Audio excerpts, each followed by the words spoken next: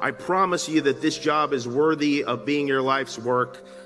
For years, you've worked insanely hard. You've sacrificed your social lives, relationships, and pulled who knows how many all-nighters. I am in awe of what you've done, and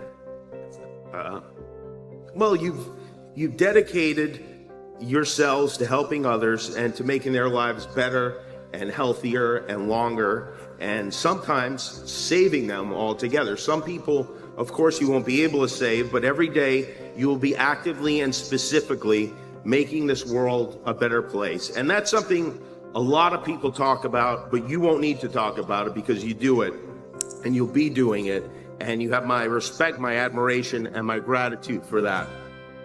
Medical care is something that we take for granted, but when my son was born with a life-threatening condition, a congenital heart defect, I saw that what you're doing is miraculous. And I thank Dr. Starnes again for all he did for our family.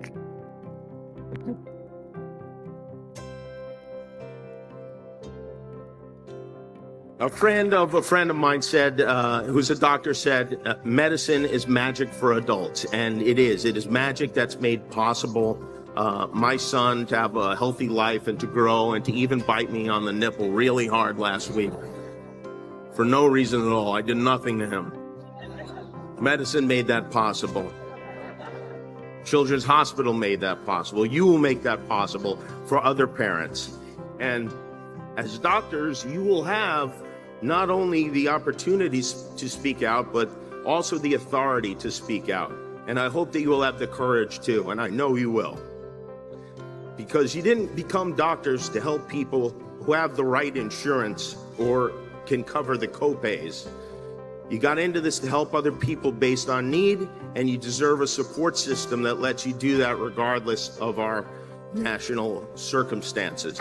Make no mistake, you should still make a lot of money for doing it. There's no reason that shouldn't happen. You deserve it for working so hard and eating so much ramen all these years, and not even the top ramen, the bottom ramen. You deserve every penny you get.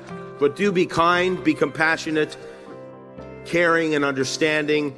Teach your patients. Doctor means teacher, right? Teach the techs and the students. Handle your fellow humans gently. And listen, that's really all we want, is we want a doctor to listen and act like he or she cares. We don't expect you to have all the, we do expect you to have all the answers. And by the way, after all the money you spent on school, you should have some of the answers, for sure. But if you don't, just fake it. We don't know what you're talking about.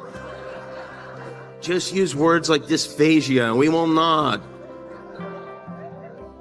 And my final piece of advice is this, is to take care of yourselves. You're going to be saddled with a lot of stress, taking care of others. People depend on you for their well-being and their lives. You'll be dealing with frightened, sometimes angry patients. The life you've chosen is consequential. You've been given the privilege of seeing people who were a few moments ago complete strangers, undressed and sharing secrets they've never shared with anyone else. And sometimes you have to give them terrible news.